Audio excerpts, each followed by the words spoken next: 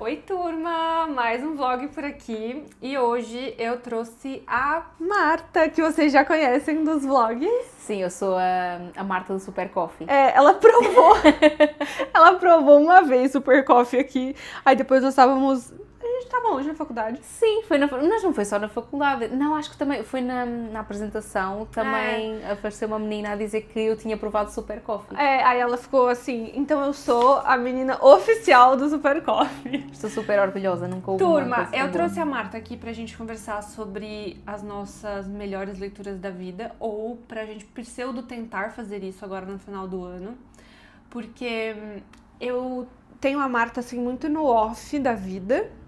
A gente tem uma relação mais próxima, assim, na faculdade, em casa, em coisas literárias e eventos. Então não é alguém, assim, propriamente da internet. E eu pensei, vou trazer a Marta num podcast, porque daí vocês vão ver o ouro. O ouro. O ouro que eu tanto falo, que a Marta é mal aproveitada na faculdade. E eu quero aproveitá-la, então, nesse episódio de fim de ano especial para falar de literatura. Qual é o melhor tópico? Não me tragas para falar de medicina, por amor de Deus. Ou de contas. Não, amiga, não. Pronto, eu quero começar falando sobre livros e sobre o nosso ano de leitura, mas eu queria que você primeiro explicasse como você parou na letras, por que você foi para letras e dando assim um background assim para nós irmos para os finalmente, que são os livros das nossas vidas. Exato, pronto, obrigada amiga por me teres convidado em primeiro Imagina. lugar, gosto muito de estar no É Tempo de Morangos. Assim, eu sempre achei que ia para a literatura, ou seja, desde pequenina primária vai ser as letras, só que depois, por questões sociais também por um lado, porque achamos sempre que as letras não têm futuro, que é tudo muito reto, é tudo muito, se não vais para aqui não há outro caminho. Então eu pensei em ir para a Psicologia mais ou menos aqui em Portugal no 10º ano e fiquei durante 3 anos a achar que ia para a Psicologia. Disse à minha família toda que ia para a Psicologia. Toda a gente achava, ok, ela vai ser médica. E você fez as optativas já para essa direção? Não, porque não tinhas que fazer grandes optativas, imagina, tinhas que fazer o exame de português depois, mas o exame de português também tanto dava para letras como dava para Psicologia. Ou seja, Então é igual. dava para entrar nos dois. Só que depois há 3 razões que me levam às letras. A primeira razão é os maias, porque Sério? é verdade, mas não é os maias, no sentido que as pessoas podem achar do género grande revelação. Não, eu demorei muito tempo a ler a ultrapassar as primeiras páginas até à tragédia do Pedro, sabes? Tá. Depois disso, eu parava, eu não conseguia, eu ficava, não quero ler. São os 3 primeiros capítulos. Exatamente, são os 3 primeiros capítulos que assustam muita gente, a descrição do ramalhete, tudo isso. Mas depois, adorei, eu posso dizer que foi o meu primeiro livro que eu pensei, e se eu estudasse isto? E depois, sou suspeita, apareceu um vídeo de alguém chamado Bruna Martioli. É mentira. Apareceu um Não, é Reels. possível. Apareceu de tu a falares do teu curso que tinhas tirado a tua licenciatura. Sim. E eu pensei, ok, será que existe no Porto? Havia equivalente, começaram aqui a vir uns sinais. E depois, no 12º ano, fomos para a pandemia. Eu comecei a embrenhar-me ainda mais nas letras e à conta de estarmos em pandemia, por causa do Memorial do Convento do Saramago, Uau. foi a primeira vez que eu fiz um trabalho sobre intertextualidade dentro da obra. Eu comecei a ver o que é que havia de influências no Memorial do Convento. Quantos anos você tinha? 17, 18, por aí. Uau. E eu adorei. Na altura a professora disse assim, não é muito inovador o que tu estás a fazer, ou seja, os textos, essas influências, basta se calhar pesquisar na internet e aparecem, mas ela não está a entender. Eu não queria saber se era inovador, era a primeira vez que me sentava na secretária a pesquisar dentro de um livro. Pronto, a partir daí estava feito o caminho. Eu realmente imagino você. Eu estava em casa assim, ai meu Deus, ele está a citar Fernando Pessoa, ai meu Deus, ele está a citar isto. E adorei. Uau, faz muito sentido. Isso é bem a sua cara mesmo. Mas eu fiquei curiosa agora. A psicologia, então, ainda é uma paixão? Completamente, sim. Sim, eu fazia as duas ao mesmo tempo, sim. Só que eu comecei a achar que eu sinto que se eu fosse para a literatura iria haver muitos, porque nós não estudamos só literatura, nós acabamos sempre por ir por... As pessoas têm uma ideia que tu só estudas um determinado caminho. Exatamente, mas livros. não. Sim. Quantos livros de filosofia tu tens que ler? Quantos livros de psicologia tu tens que ler? Sociologia, geografia. Exatamente, então eu olhei para as letras num pensamento ao contrário das pessoas. Eu olhei para as letras e pensei todos os caminhos que eu ia poder estudar, enquanto que na psicologia é mais centrado. Eu não vou propriamente usar... Eu acho que agora, tanto na tua tese, na sua dissertação de mestrado, você usa um pouco de vários universos, não usa? Exatamente, completamente, sim. Tu tens nas referências bibliográficas, eu tenho, sei lá, vou citar o pai, tenho Freud e depois em baixo tenho, sei lá, o essa depois, no mesmo documento, porque uma coisa liga à outra. Não... Você sabe a gente, então, se a gente foi, como é que diz, catequizada pelo mesmo homem, porque eu também fui para letras por causa do essa. Só que tu foste com As Cidades e as Serras, certo? Cidades e as Serras. É um livro que até hoje eu tenho mais dificuldade. Acredita em mim. A gente tem que fazer uma leitura conjunta. Tem, então. sim, juro-te. Sabes que isto pode ser paranoia da minha parte. Eu demorei muito tempo a entender que o narrador não era confiável nas Cidades e as Serras. Amiga, eu confiava fielmente na palavra dele. Eu jurava que a descrição que ele fazia do Jacinto era verídica. Eu não sei, eu não conseguia notar. Às vezes eu até acho que é um narrador invejoso.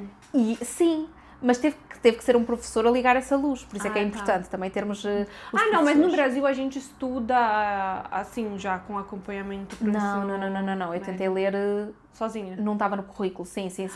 No currículo cá em Portugal tu tens os maias só. Do essa. Exatamente, do essa. Só no sentido do essa, claro, tens outros livros, mas assim, depois já à parte é que eu tentei ler As Cidades e as Serras, o Primo Basílio e tudo isso, sim. E dentro da letras, como é que foi pra você, assim, a descoberta, as primeiras disciplinas? Uma desilusão inicialmente, tenho que confessar. Não sabia? Inicialmente sim, porque tu vais com uma ideia muito fantasiosa da faculdade, mas num sentido de vou lá e vai ser a mesma coisa que o secundário, ou seja, temos um ensino acompanhado, temos isso e depois chegam lá, todos vocês já ouviram falar de Platão, não já? Ótimo, não. Isso também acontece no Brasil. Os professores assumem que a gente já tem um certo repertório de mundo. Amiga, mas não. Não, assusta. Eu acho que assusta muito, porque imagina, chegarem lá e nem sequer explicarem o que é a República de Platão e já assumirem que tu sabes... Ou Edmund Burke. Exatamente, ou conceitos, sei lá, por exemplo... Hoje em dia, eu acho que nós temos que ver o conhecimento nas mais pequenas coisas. Não é que eu sinta que me tornei mais inteligente, eu sinto que só consegui descodificar novas coisas. Por exemplo, no primeiro ano de faculdade assustava-me a palavra, sei lá, catarse, por exemplo. É verdade, essas coisas acontecem. Não é? Mas depois, ao longo do tempo, isto é um conselho que eu dou para toda a gente que estiver a ir para letras, ao longo do tempo a palavra catarse deixa de ter tanto peso. O que eu quero dizer é, as palavras vão ficando mais e tudo vai se desmistificando, né? Aquele medo inicial das disciplinas, e aí eu digo assim, semiótica, para mim parecia um mundo à parte. Completamente. Teoria da literatura. E é susto, eu acho que isso também ajuda a criar aquela ideia de literatura como algo inacessível, porque, mesmo de estudar, porque se nós damos tanto peso a pequenas palavras, então parece que nunca lá vamos chegar. E há muitos conceitos que eu continuo a achar que Mas quais que foram as suas disciplinas favoritas da graduação? Posso dizer os nomes? Sim, mas sem o nome dos professores. Claro. Até porque a gente tem os mesmos. Exatamente, sim. Olha, eu adorei Metodologia dos Estudos Literários, que acho que até tens um curso parecido de Introdução aos Estudos Literários, acho que é essencial. É incrível. Adoro Metodologias, acho que foi a minha primeira porta de, afinal a licenciatura, porque o primeiro ano é muito... Eu não gosto muito do primeiro ano, e muita gente não gosta, porque é tudo mais... introdução a tal, e no segundo ano é que eu comecei a entrar mesmo naquilo que eu achava que era o sumo, sei lá, a literatura cá em Portugal é assim, literatura no meu mestrado, na licenciatura, literatura do romantismo ao naturalismo, literatura de medieval ao Renascimento. Como é que é? Eu nem estou sabendo. Aqui no meu currículo, no plano que eu estava, na licenciatura, isso também depende do currículo, mas tu tens, ao longo dos semestres, tu começas com literatura medieval, depois literatura do Renascimento, depois tens literatura do romantismo ao naturalismo, depois tens, literatura de... Mas então, peraí, você fez... É que no Brasil é dividido, porque nós fazemos, assim, letras português, ou assim, letras português e inglês. Mas a gente também estuda gramática. Sim, também, imagina, eu tenho 5 cadeiras por semestre. Eu tinha na licenciatura, não no mestrado. Na licenciatura, sim, eu tinha, por exemplo, num semestre História da Língua Portuguesa ou então Bases de Análise Gramatical Português. Tenho sempre uma cadeira de Linguística, sempre. Era isso que eu estava É isso, sim. Só que pronto, eu confesso que não eram as minhas favoritas. Também não eram. Não eram mesmo. Mas pronto, assim, de cadeiras que eu adorei, todas que envolvessem a literatura. Eu não te posso dar um nome específico por toda... Literatura medieval, mais ou menos, vou-te confessar. Mais ou menos. Mas a partir do Você leu Renascimento... Antígona? Sim, aquelas cantigas de maldizer, tudo isso, aquelas crónicas mesmo, Dom João I, sim. De Vicente? Sim. Ai, sim, eu tive uma história do teatro português. Então nós começámos como é que o teatro iniciava, como é que se começou a chamar teatro, quem foi o fundador. A minha professora levou várias aulas a provar-nos que tinha sido Gil Vicente em Portugal. Isso foi muito bonito. Ela mostrava-nos as propostas e depois refutava. Mostrava e refutava, até chegar a Gil Vicente, sabes? Ai, que legal! Foi É muito quem eu tô giro. pensando? Não, acho que não. Não. Acho tá. que não. Então... E contos populares, claro. E contos populares. E aí você optou, então, por fazer a cadeira de literatura portuguesa? Sim, eu estava em português e inglês, depois houve uma alteração de planos e eu mudei para um que se chama monodisciplinar português. O inglês desapareceu por completamente a nível curricular e é tudo português só, tudo. É engraçado que hoje você estuda de tarde. Exatamente, mas foi mesmo uma opção própria e, por exemplo, a nível de bibliografia eu tenho que ir falando com os professores porque eu não tive cadeiras, sabes, eu não tive cadeiras norte-americanas. E literatura brasileira, você teve alguma coisa? Eu acho que sim, no currículo é obrigatório no terceiro ano, acho pouco, vou confessar, acho pouco, mas é obrigatório, tu tens literatura brasileira e depois no mestrado eu escolhi como opcional tendências da literatura brasileira, então aí... Um ótimo tema. Exatamente, sim. E depois, como que foi essa transição? Porque eu quero falar, claro, dos nossos livros favoritos da vida, mas eu queria que o pessoal visse um pouquinho as diferenças também de país para país. Mas como foi a transição, então, de, pronto, gostei da letras, gostei disso aqui, houve algumas desilusões, mas as ilusões falaram mais alto. Completamente, sim. E aí, vamos pro mestrado. Como é que foi a Marta, assim, vou para o mestrado? Eu nunca tinha pensado na ideia de docência, muito. Eu tinha pensado mais na ideia até de investigação, ou então mais ligada à área cultural, que também é uma das vertentes, porque eu podia simplesmente, eu não estou no mestrado de ensino, assim que acabar o mestrado, eu não entro na lista do Ministério Público, é uma via diferente. Mas eu acho que eu comecei a pensar na docência como uma contínua descoberta. Olha eu falar sobre isto, olha eu compartilhar isto, olha eu ter este contacto diferente com os outros, com os alunos no caso, e também foram professores que me inspiraram a essa ideia, não nasceu do nada, nada nasce do nada, mas a ver determinadas aulas de professores que tu sabes, Sei. eu comecei a pensar, uau, e comecei a pensar na pesquisa que eu queria fazer. Eu acho que isso também foi um dos principais, porque se tu fores para o mestrado de ensino, fazes estágio, mas o mestrado de Interartes, que é o mestrado do teu doutoramento, tu podes fazer a tua pesquisa. Você faz, então, o mestrado na mesma classe, categoria que o meu doutoramento? Sim. É estudo de cultura? Sim, exatamente, sim. Legal. Só que eu não fui... Agora existe a literatura Interartes. Eu não fiz literatura e Interartes. Eu fiz... Porque não havia. Quando eu entrei, eu fiz línguas, literaturas e culturas. Que legal. Ah, sim, mudou agora. E agora mudou. É verdade. Não, ainda existe, desculpa. Ainda existe, mas as pessoas associam mais línguas, literaturas e culturas a línguas. A linguística, né? Exatamente. Sim. Mas existe... Mas eu escolhi, dentro das línguas, literaturas e culturas, tu tens o plano monodisciplinar português, bidisciplinar português e inglês, ou seja, muitas vertentes. Mas se fosse hoje em dia, eu tinha escolhido línguas e Interartes.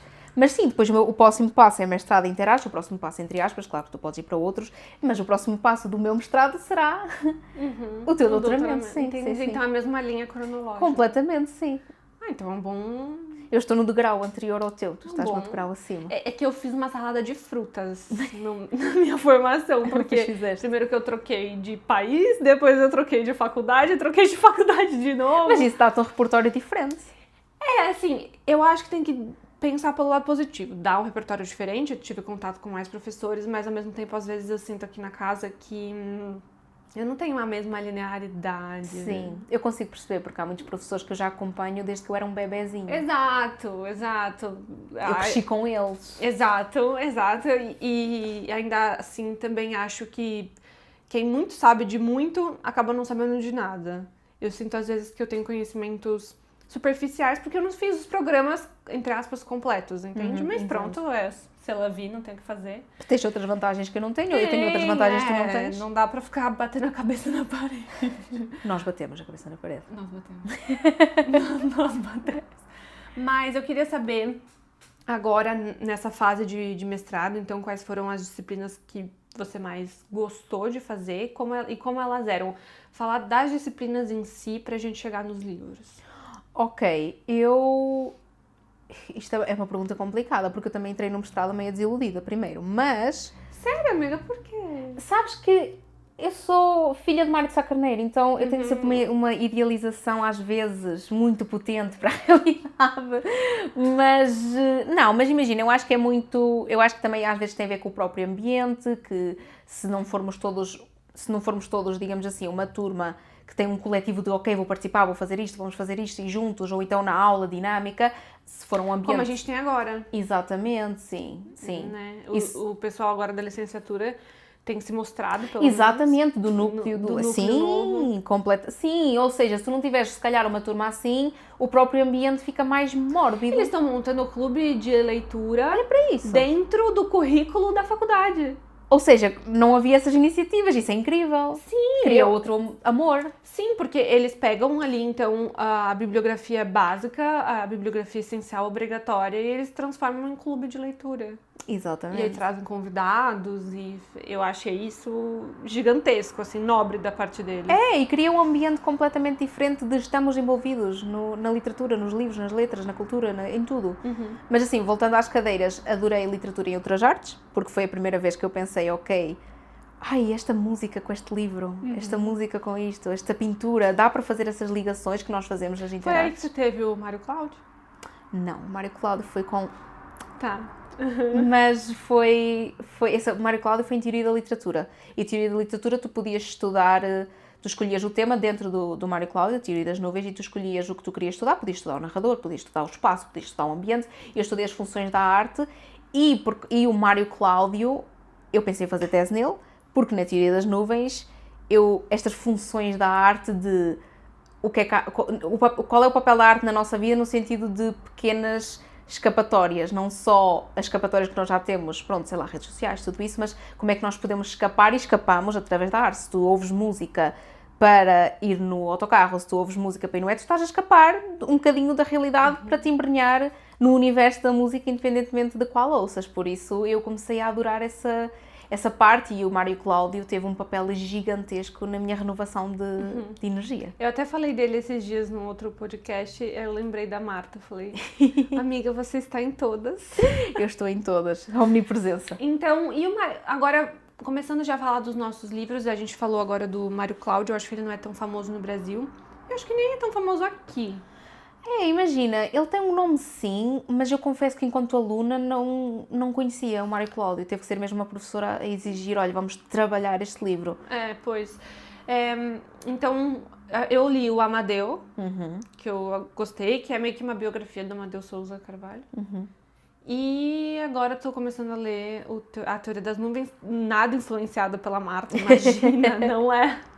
É porque 90% das referências da Marta são o Kafka disse, os outros 10% é Mário Cláudio, mas agora bem que você tá com uma tendência muito grande pro Mário Sá Carneiro. Ui, imensa, mas sim, eu adoro ser a barata do Kafka, olha, eu adoro ser...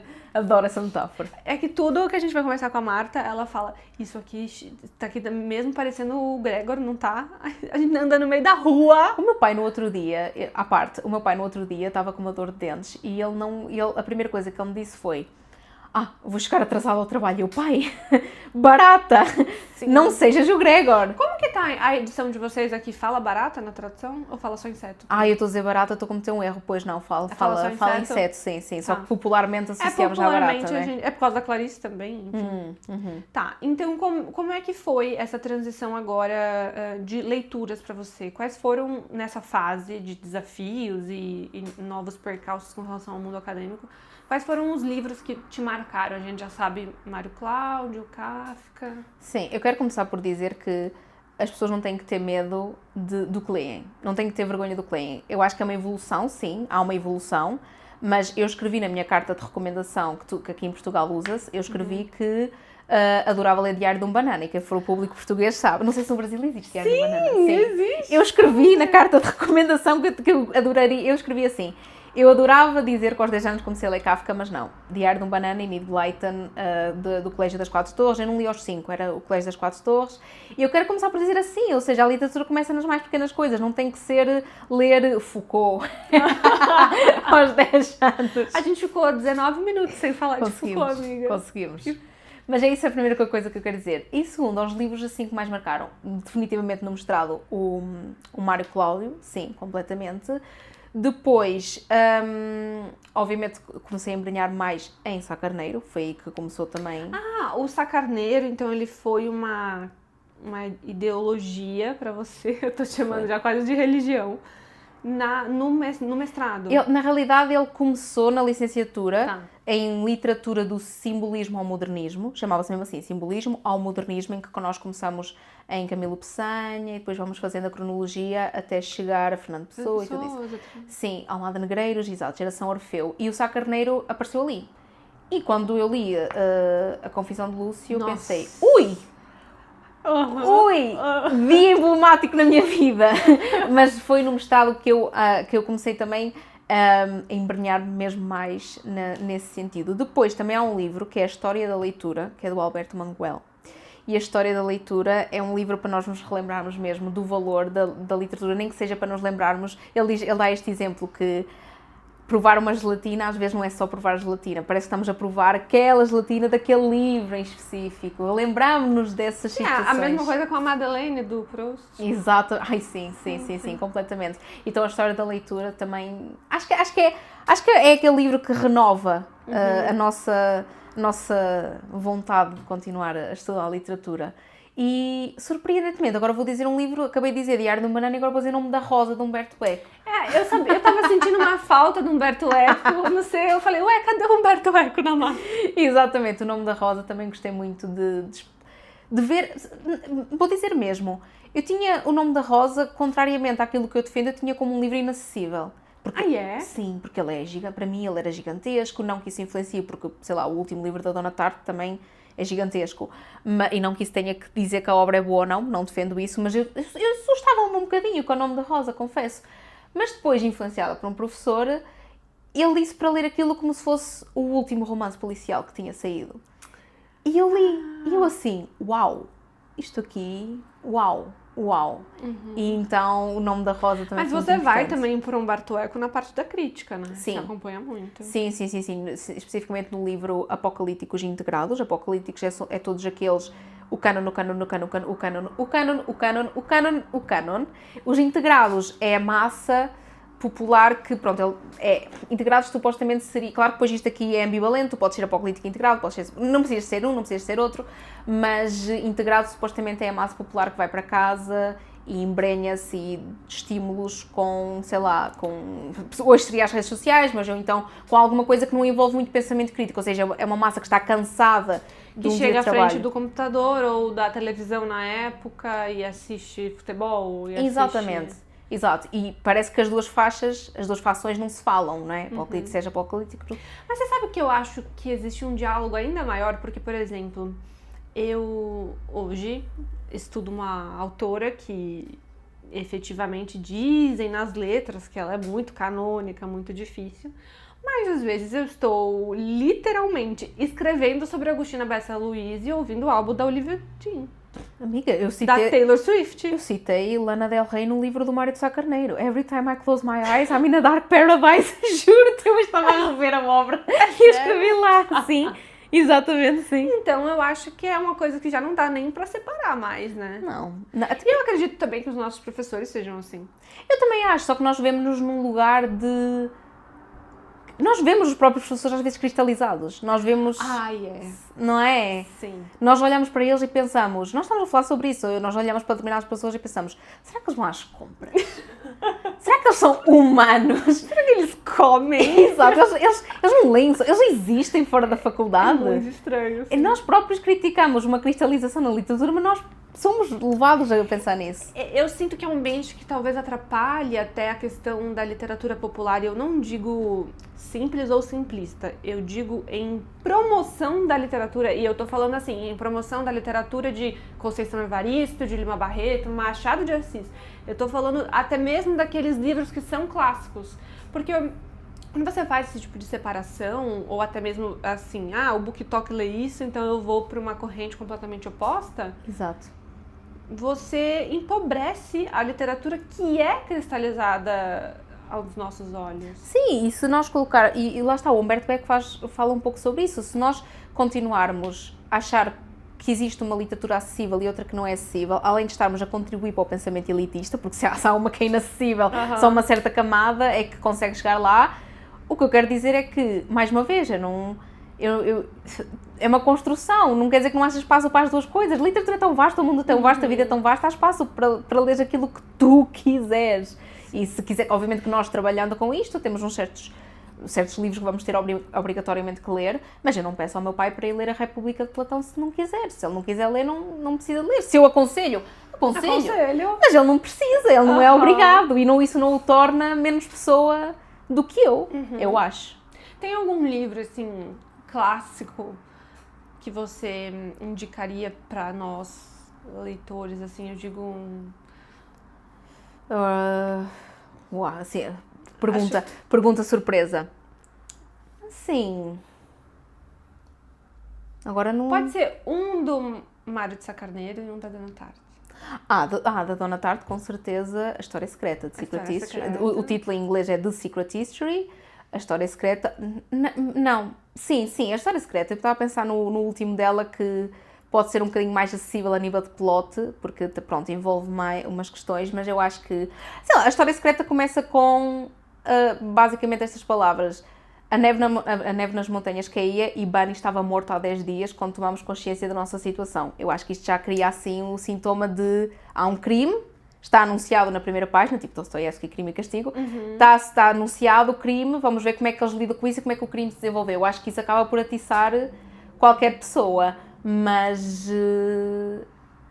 Sá Carneiro é um bocado alucinado às vezes. Não sei se eu recomendaria Sá Carneiro assim de repente. Claro, sim. Mas Sá Carneiro eu acho que eu recomendaria mais para o tal público a poesia de Sá Carneiro, principalmente a dispersão.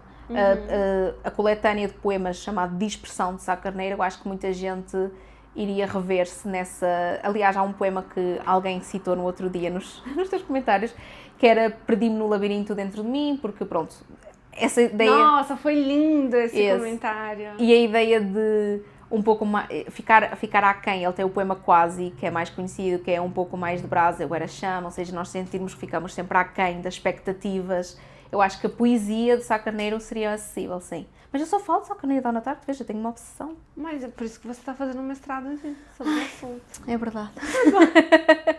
E qual livro que mais mexeu com você durante esse ano? Este ano, em 2025. Em 2025. Deixa-me fazer aqui as minhas contas. É que você leu muita coisa esse ano, né? Sim. Sim, principalmente por causa da... Eu tive muitas vezes na biblioteca. Eu tive muitas vezes na biblioteca. Olha, mas eu posso apontar um livro que até pode ser assim mais conhecido, sem estar a falar destes assim da faculdade, que é... Eu não sei se alguma vez li isso, mas... mexeu comigo por várias razões, até que é Os Sete Maridos de Evelyn Hugo, não sei se já ouviste falar. Ai, sim, muito bom. Você leu esse ano? É verdade, sim, Os Sete Maridos de Evelyn Hugo. Eu já li faz um tempo, já. Ai, não, só apareceu. Não quer dizer que seja o livro mais... Mas eu li... Eu morava em Braga. Olha... Estou atrasada na cronologia. Não está atrasada, ainda mais... Né, sim. Mais... Eu tenho dois, na realidade. Vou ter que citar o Kafka e vou citar o Sete Maridos de Evelyn Hugo. Sete Maridos de Evelyn Hugo, especificamente por uma razão, que é mulher. Ver uma história fictícia, ver como a ficção pode-te ajudar a dar luz para certas situações. Aliás, já estava a falar isso com uma amiga no outro dia, que, se estiveres a ouvir isto, Raquel, és tu. E nós estivemos a falar como ela é uma leitora, não estuda literatura, ela é uma leitora mesmo, vamos lhe chamar por prazer completo, apesar de que nós também lemos por prazer, sim. Mas nós estivemos a falar no outro dia e ela é a primeira pessoa a dizer que se não tivesse sido a ficção sim, o romance, se não tivesse sido o romance, provavelmente ela não teria deixado a situação onde estava, de relacionamento que não era muito bom para ela. A partir de ver outros relacionamentos na literatura, ela percebeu, isto não é o normal. Olha. E isso eu acho que é a coisa mais importante que a literatura pode fazer. Então, ser feminista digo por isso mesmo. Sim, eu concordo super. Eu não sou... Aliás, a Taylor Jenkins Reid é a minha, vamos dizer assim, escritora americana que eu mais atualmente considero boa, produtiva e qualificada, vamos dizer assim. E o Kafka, vou ter que dizer a carta ao pai. A carta ao pai. Nossa, é difícil pra Ai, vê aquele livro. É muito engraçado, gente. Marta, quantos anos você tem? 22. Ela tem 22 anos. Aí, do nada, do mais absoluto nada, ela vira pra mim e fala... Não, porque o castelo do Kafka, não, porque carta ao pai do Kafka, eu fico, amiga, você tá bem da saúde? E por cima, meu pai é um exemplo de sanidade total, ao contrário do pai do Kafka, não é? É, claro. Mas a carta ao pai, ele primeiro tem uma frase que diz que, o Kafka diz que nós não precisamos, não sei se é bem assim, mas estou a citar, parafraseando, que nós não temos que chegar ao sol, nós podemos encontrar um canto do sol brilho suficiente para nos aquecer. Eu acho essa frase lindíssima, porque é aquela ideia de que nós não precisamos do absoluto, mas sim... Às vezes num lugar confortável onde conseguimos conviver com esse conforto bom. Sim, porque, gente, o conforto também é bom. Não? É bom sair do desconforto, mas vamos ter calma. Acho que também... não, eu sou muito a favor do conforto. Eu também sou a favor do conforto. Acho que sair do desconforto é importante em certos parâmetros, mas... Esse desafio. Não sei se a gente precisa de tanto desafio. Amiga, também acho que não. Ao fim do dia eu gosto da minha manta. Eu gosto da minha manta de Natal, com lacinhos. Estou muito bem. Sim, sim. Mas a carta ao pai porque, não sei, acho que ele, além de uma honestidade brutal, ele não queria, ele rasgou a carta, acho eu, ou qualquer coisa. A carta não era bem para ser entregue, mas chegou até nós e acho que mostra muito de como às vezes certos pais podem errar muito. Acho que mostra muito como isso pode afetar a mentalidade dos filhos a nível de ansiedade, a nível de insegurança. O Kafka descreve tudo isso, independentemente de ficção ou não, independentemente de tudo o que envolve. Acho que aquela carta abre os olhos para muitas situações, que não quer dizer que eu esteja necessariamente que esteja a refletir a minha vida, mas é uma reflexão. Mas é uma reflexão, porque acho que a literatura faz isso mesmo. Se me perguntarem qual é a função da literatura, eu vou dizer gerar empatia completamente. Eu vi esses dias essa discussão na internet, e daí estavam falando assim, porque a literatura não deve nada, a literatura não tem que nada. E eu, assim, a moça que tava falando, ela até revirava assim os ombros e falou de uma maneira bem estressada, eu imagino. Literatura não tem que nada. E... Amiga, mas tu enquanto minha amiga, também não me deves nada. Mas não me dás? Exato! Eu não sei pra que camuflar a situação. Sabes? Tipo, a literatura vai te entregar alguma coisa. Não quer dizer que ela esteja a fazer de propósito. Assim como eu não estou a fazer de propósito a fazer certas coisas numa amizade. Ninguém me está a obrigar. Mas acontece. Não quer dizer que a literatura seja obrigada a isso. Eu não acho que a literatura seja obrigada, mas que nos dá. É que quando a gente também coloca a literatura nesse nível de desimportância, eu não sei se eu, enquanto leitora, eu não digo nem enquanto professora, mas enquanto leitora, se eu sou capaz de concordar. Ela já está sendo tão desvalorizada às vezes. Eu não sei, às vezes eu fico pensando, será que a gente está se tornando as nossas professoras? Se calhar sim, amiga. Mas imagina, quando eu digo que a literatura gera empatia para mim, não quer dizer que eu vou resolver todos os conflitos do mundo. Quem me dera que a literatura conseguisse. Quem me dera. Mas agora, tu não te colocas na pele de imensas personagens? Tu não consegues entender o outro nas mais pequenas coisas a partir de várias experiências que tiveste com livros, sejam eles quais forem. Sei lá, tu pões-te no papel de assassinos, tu pões-te no papel de criminosos, tu pões-te no papel de uma mãe que está desesperada por ir buscar os filhos. Tu metes-te no papel de tanta gente que depois é impossível, mesmo no inconsciente, eu acho que é impossível tu não criar certas ferramentas e pensares, esta personagem resolveu assim, ou espelho-me mesmo nesta personagem. Sim, e eu acho que as artes num todo têm esse poder também. Sim, estamos aqui a falar de literatura, mas as artes todas. Mas as artes todas. Então, assim, eu fico um pouco receosa quando também a gente quer descredibilizar totalmente o papel da literatura e quando a gente fala... É diferente, né? Por sinal, a pessoa que eu tava vendo falando sobre isso também é da academia. Então, eu senti um certo choque, assim, de opiniões. Eu acho que ela me fez pensar, que é o mais importante. Sim. Mas eu fiquei assim, não, a literatura tem um papel e não... Eu acho que nós vivemos numa sociedade que agora tá muito na moda uma certa liberdade. Então, assim, a literatura não deve nada, ela é livre para ser o que ela quiser. E, sim, eu concordo, mas não sei, não tenho uma opinião 100% formada. Mas eu acho que também é um assunto, primeiro, discutir a função da arte já vem lá desde trás. Nossa, a gente vai ficar aqui até... É muito difícil entrar num terreno sem pensar em todas as opiniões contrárias, do nada canta, parece aqui. Ou seja, exato. há muita coisa envolvida, mas tu podes criar a tua própria concepção. Eu acho que sim, que a literatura não é obrigada a nada, mas que gera sim inconscientemente, assim como tudo na vida. Tudo na vida gera inconscientemente alguma... Eu digo conscientemente, mas nas amizades, na relação com o teu trabalho, tu também, se calhar, não deves nada a determinada pessoa no trabalho, mas depois chega o Natal e queres-lhe oferecer alguma coisa. A literatura é essa prenda, oferece-te, melhor ainda, reformulo. Não, eu quero dizer que a literatura, então, tecnicamente dá-te essa prenda desinteressada, ou seja, não te obriga a acreditar nela, não te obriga, não te dá um guia, não te obriga a nada, mas gera. Isso não é o que tu podes pedir de melhor a qualquer pessoa. Nossa, o gerar naturalmente... Não é? O genuíno não é a melhor parte da vida, talvez? Isso não quer dizer que seja desinteressada. Sim, exato. Isso só quer dizer que tem muita coisa para nos oferecer de Pronto, bom grado. Concordo mais uma vez com a Marta. Para choque de zero. Aliás, conta como a gente se conheceu. Eu adoro essa história.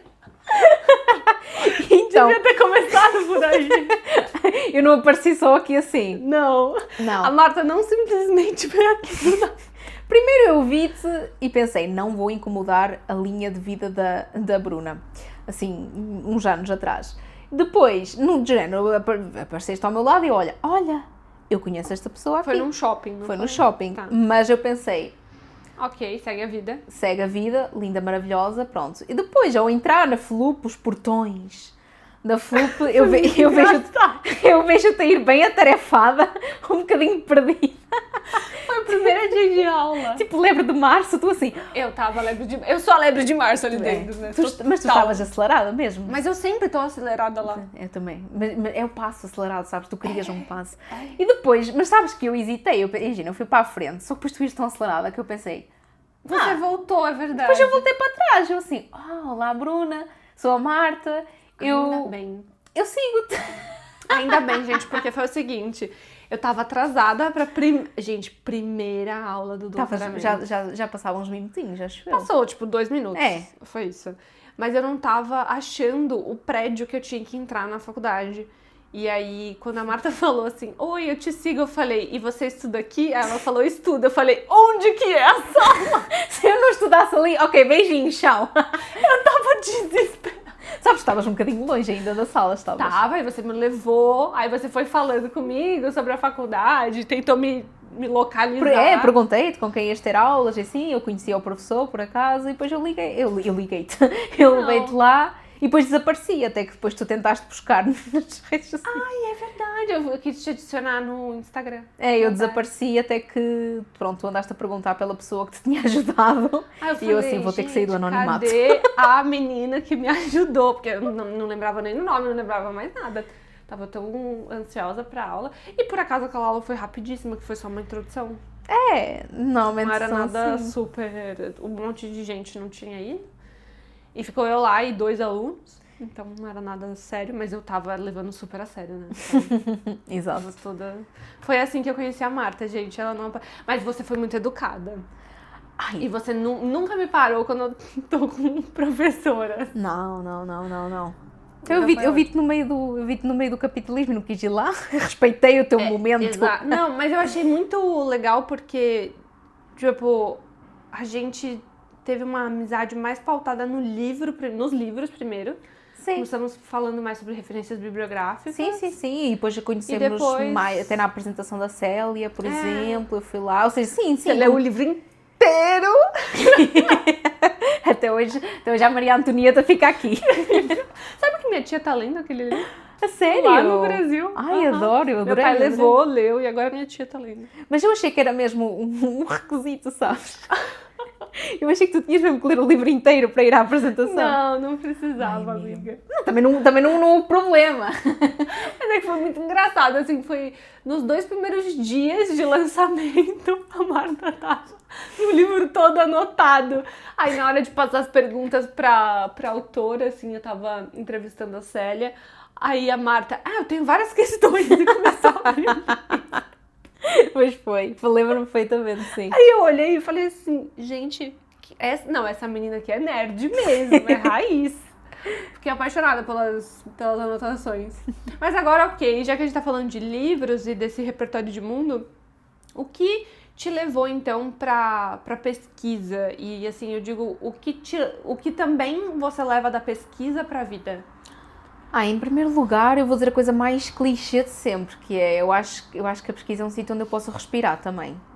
Porque imagina, por exemplo, este fim de semana os meus pais estiveram cá, eu já estou ansiosa por voltar à pesquisa, mas não é num sentido de tenho muita coisa para fazer, também, mas é num sentido de há uma paz, há um equilíbrio. Quando está tudo desorganizado na minha vida, como a pesquisa já começa a ganhar estrutura, eu também me sinto em controle lá. Eu sinto que os meus pensamentos estão organizados já de uma forma. Claro que há muitas coisas que divergem, mas é um local também de paz. Então, de ansiedade também, mas também é um local de paz. Então, esse é o primeiro ponto do que traz para a minha vida. Equilíbrio, entusiasmo, sim, porque às vezes nós temos que nos apaixonar pelo cotidiano, mas nem sempre o cotidiano é o melhor.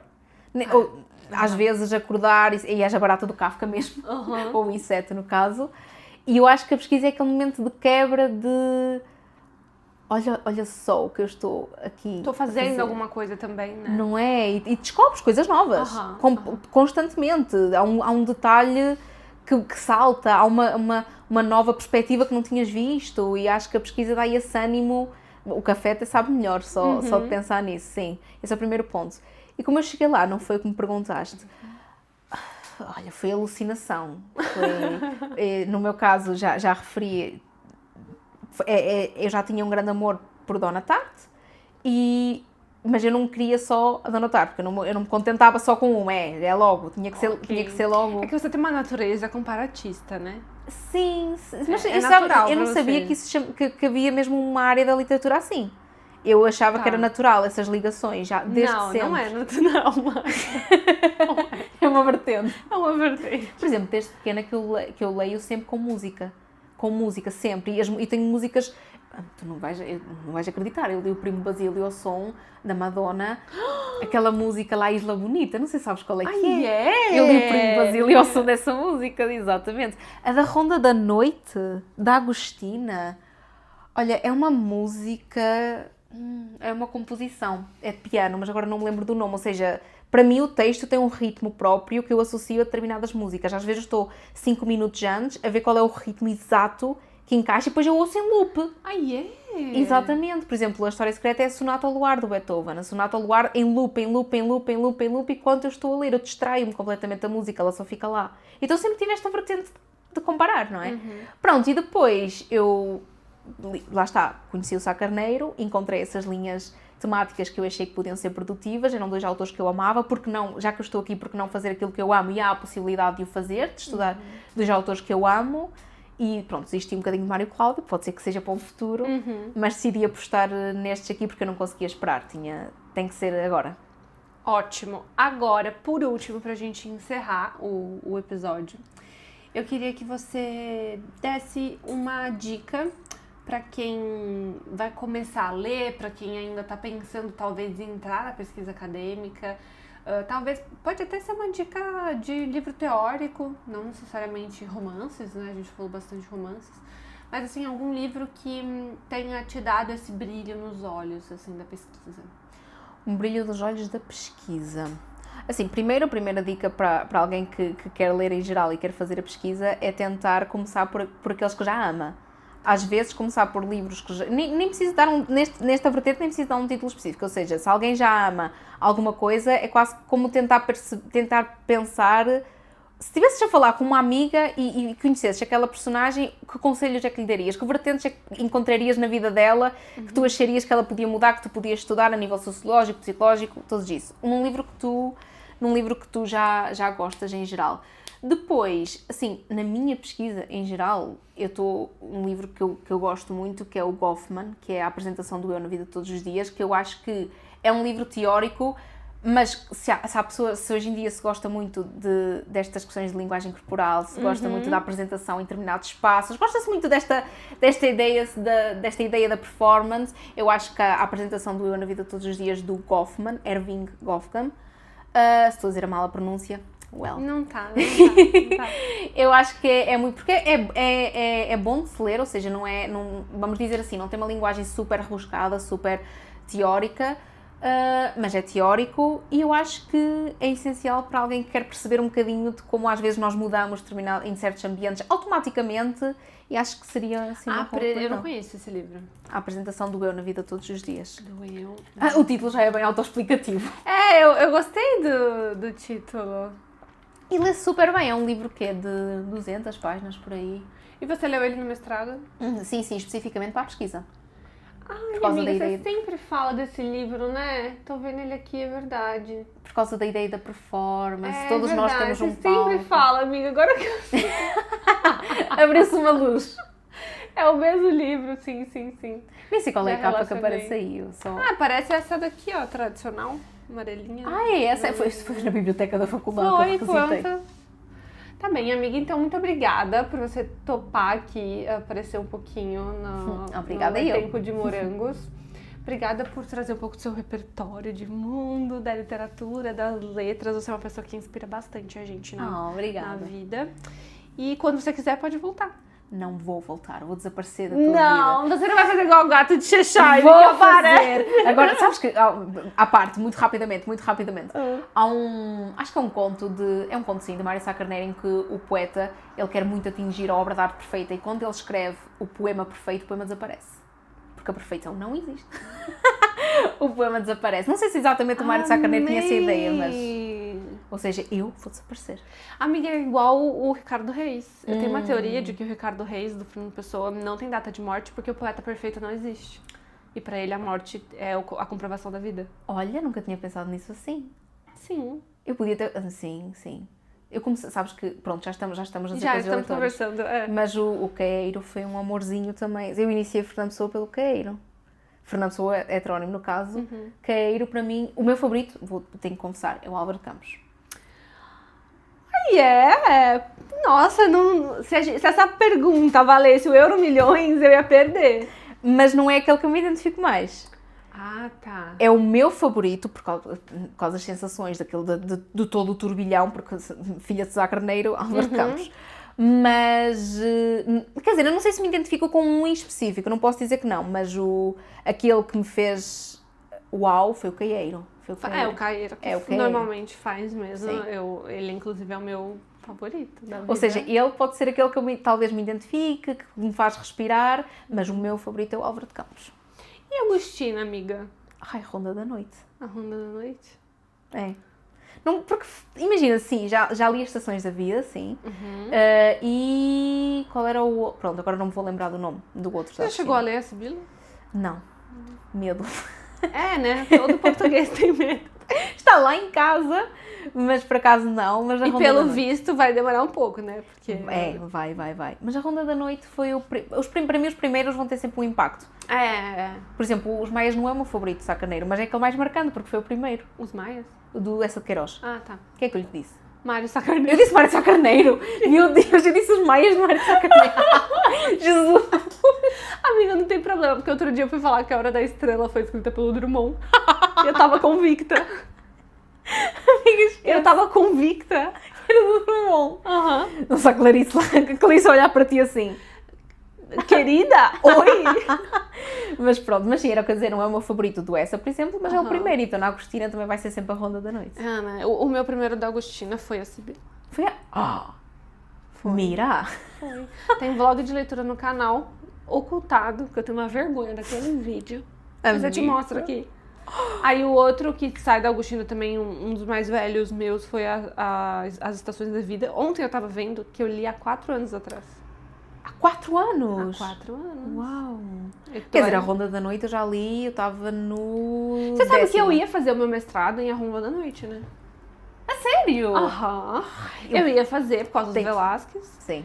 Mas a minha orientadora disse, olha, já tem muitos trabalhos sobre isso. Aí eu falei, então vamos fazer sobre Fernanda Botelho e Esta Noite Sonhei com Bruegel. Eu adoro a relação não é, às vezes não é a mais saudável, mas eu adoro a ironia da avó com o Martinho, sabes? Adoro aquela relação. Adoro. E A voz. A voz, A voz, exatamente, é sim. Bom, é isso, turma. Um beijinho, Marta. Muito obrigada novamente. Obrigada, um beijinho. E até a próxima.